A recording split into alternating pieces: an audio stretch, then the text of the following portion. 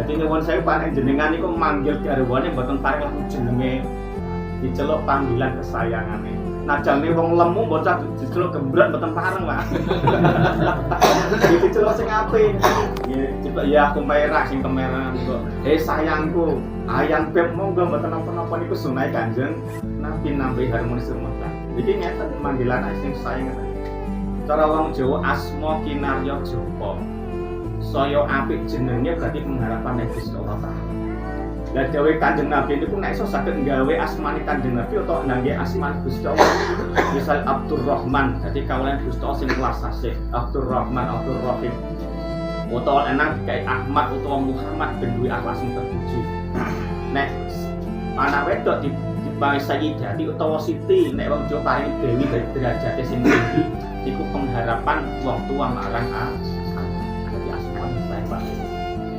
Kon ngantos dijeneng Imam Saitoh ya ini bahaya nih.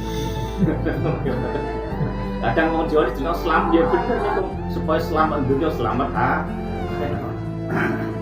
Aja ngantos dijeneng nyuwun sewu jenenge Paji utawa Pajiun. Entos Pak artine. Nek artine kemawan mosok lanang jeneng kemawan. Akhir ganti jenenge. Dadi asma kinarya sapa wong Jawa. Allahumma sholli ala Muhammad. Lah niki artane walimah akik, walimah tu akik. Walimah niku panganan, akik niku berarti panganan nalika ana sing bayi lahir. Nek ning mantan niku walimatul urus, dadi panganan ning waktu pernikahan. Ngeten Pak nggih. Enten malih walimatul idzar. Idzar niku panganan sing enek ning wong jeng khitanan sunatan. Jenenge wis beda malih. Eneng malih panganan sing nggon ngedek omah utawa wadek omah niku jenenge walimatul wakira. Jenenge beda malih Pak.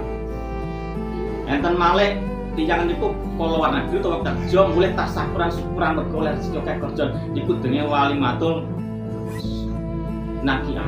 Beda malih jenenge. Enten malih budal haji utawa mulih haji walimatul safar.